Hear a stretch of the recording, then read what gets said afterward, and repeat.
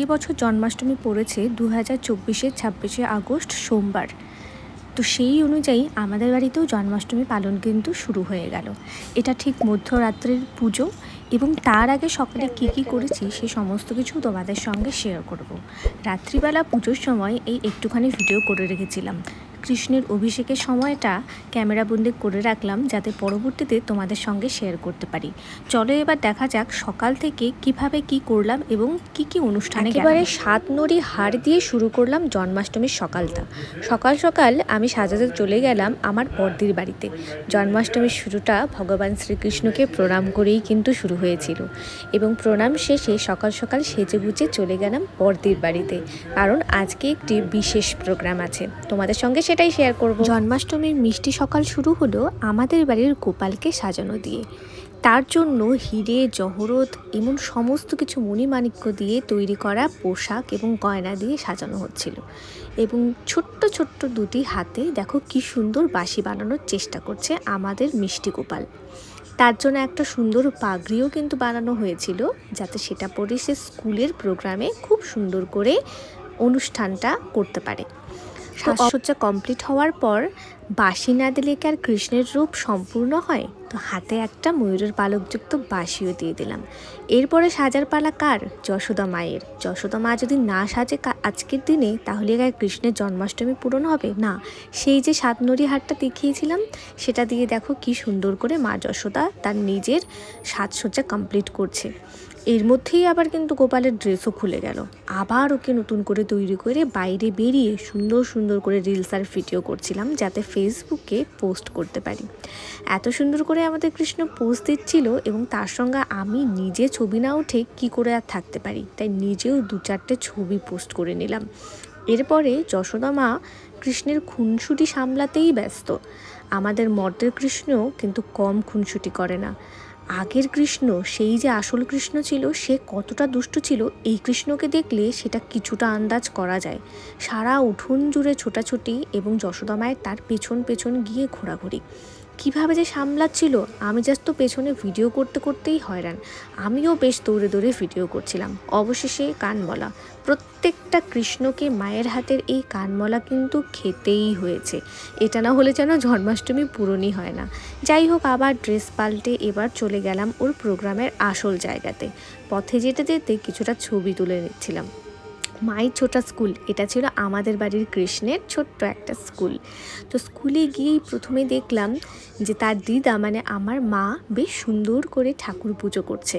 আমাদের বাড়ির রাধা কৃষ্ণ এবং গোপু সোনারাও কিন্তু আজকে একটু ঘুরতে বেরিয়েছে আমার এই ভাগ্নের ছোট্ট স্কুলে। তারাও এসে হাজির এবং আশেপাশের কয়েকটা গোপু সোনাও এসেছে পুজো পেতে। আমার মা এবং কয়েকজন পাশের আরও কয়েকজন মিলে সুন্দর করে পুজোটা কমপ্লিট করে ফেললেন এবং তারপরে ওদের স্কুলের অনুষ্ঠান শুরু হলো। এখানে বেশ সুন্দর করে একটা পুজোর ব্যবস্থা করা হয়েছিল, তাতে আমরাও সামিল ছিলাম এবং সব মিলিয়ে একটা দারুণ জমজমাট পুজোর অনুষ্ঠান হয়েছে। এবং আমার মা দেখো কি সুন্দর করে সবাইকে পুজোর পবিত্র জল ছিটিয়ে দিচ্ছেন। এরপরে বাচ্চাদের দ্বারা একটা অদ্ভুত সুন্দরের নাটক হলো যে কি করে জন্মাষ্টমী শুরু হয়েছিল। বসুদেব দেবকী তারা কি করে অত্যাচার সহ্য করে তাদের অষ্টম সন্তান শ্রীকৃষ্ণকে মর্তে এনেছিলেন সেইটা নিয়েই নাটকটা ছিল এবং বাচ্চারা সেটা ভীষণ সুন্দর করেছে। এরপরে কিন্তু ওরা এটাও দেখালো যে গভীর রাত্রে জন্মাষ্টমীর দিন শ্রীকৃষ্ণকে নিয়ে বসুদেব কি করে যমুনা নদী পার করে বাসুকী নাগের সাহায্যে সেই নদীটা পার করে মথুরাতে গিয়ে শ্রীকৃষ্ণকে যশোদা মায়ের কাছে রেখে আসেন এবং তারপরে বাচ্চাদের কি সুন্দর মিষ্টি একটা নাচ হলো। ওই তো আমাদের পুচকিটাও কিন্তু এই নাচের মধ্যে ছিল।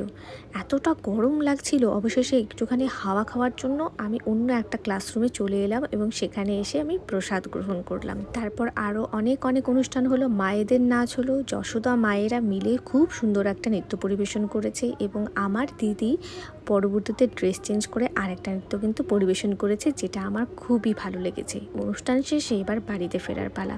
আমার জন্মাষ্টমীর সকালটা ঠিক এত সুন্দরভাবেই কাটলো। রাত্রি কিন্তু পুজো রয়েছে। সারাটা দিন সমস্ত কিছু করার পর ঠিক 12টা অবধি রাত্রিবেলা বসেছিলাম যে কখন শ্রীকৃষ্ণের অভিষেক দেখতে পারবো। এবার রাত 12টা বাজার পরপরই আমার মা কিন্তু শ্রীকৃষ্ণের অভিষেক শুরু করে দিলেন। আমাদের বাড়িতে 3টে গোপাল রয়েছে এবং একটি শ্রীকৃষ্ণ রয়েছে। একটা একদমই ছোট্ট গোপাল যাকে একেবারে দেখাই যাচ্ছে না।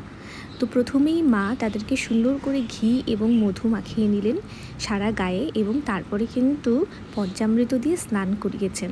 এবং তারপর একে একে করে পুজোর সমস্ত পদ্ধতি এক এক করে পালন করার পর প্রায় রাত্রি 1টার সময় পুজো শেষ করে আমরা যে যার মতো ঘুমিয়ে পড়েছি।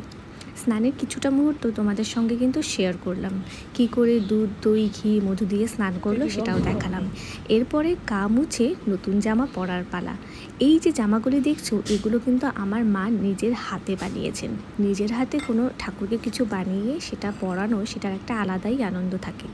এরপর সবথেকে বেশি ইম্পর্ট্যান্ট মালপোয়া, তালের বড়া, সাবুর পায়েস, দুধ, যেগুলো শ্রীকৃষ্ণের খুব পছন্দের, সে সমস্ত কিছুই ওনাকে প্রসাদ হিসাবে অর্পণ করা হলো।